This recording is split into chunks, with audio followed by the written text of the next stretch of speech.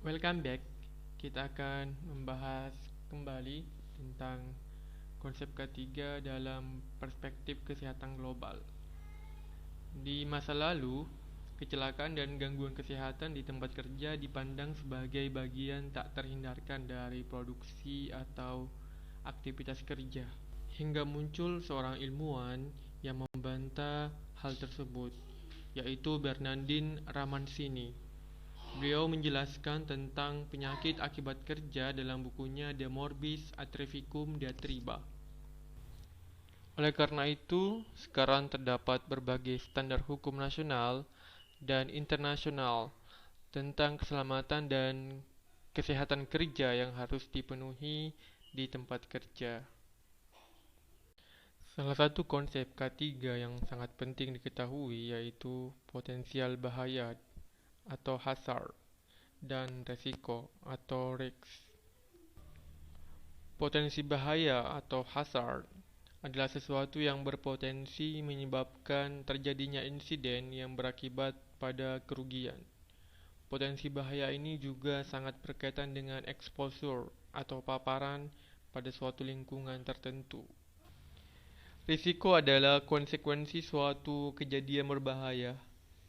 Artinya, potensi bahaya akan kemudian memunculkan suatu resiko tertentu, seperti risiko terjadinya penyakit.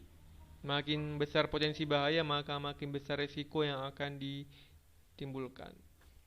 Perlu dipahami bahwa mustahil untuk mengetahui semua bahaya yang ada di tempat kerja. Namun beberapa hal yang tampak jelas berbahaya. Maka dari itu, hal tersebut harus kemudian diidentifikasi semua peluang-peluang bahaya yang ada di tempat kerja. Sehingga sesuatu yang tampak jelas berbahaya dapat kemudian dibuatkan cara untuk mencegah terjadinya risiko terhadap pekerja yang ada di tempat kerja tersebut. Potensi bahaya dapat dikategorikan menjadi 4 bagian, yaitu yang pertama kategori A, yaitu potensi bahaya yang menimbulkan risiko dampak jangka panjang pada kesehatan. Contohnya, faktor kimia seperti PM2,5 atau particulate matter 2,5 atau debu.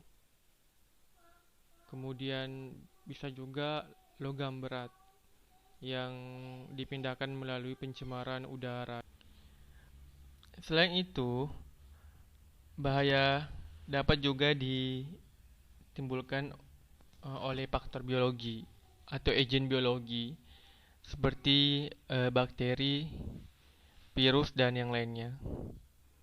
Dan juga bahaya dapat ditimbulkan oleh faktor fisik seperti getaran, kebisingan, pencahayaan, dan lain-lain.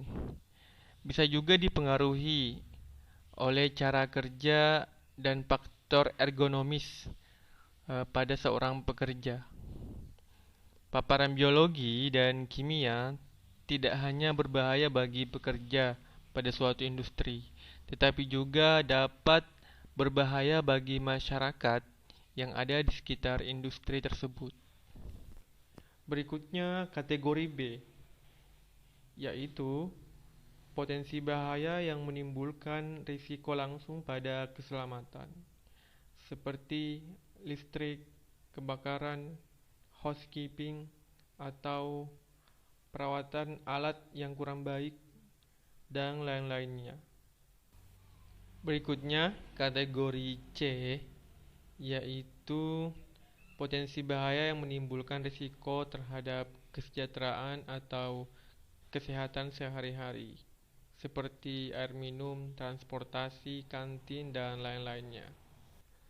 Terakhir, kategori D, yaitu potensi bahaya yang menimbulkan risiko pribadi dan psikologis, sebagai contoh pelecehan, kekerasan, stres, dan lain-lain.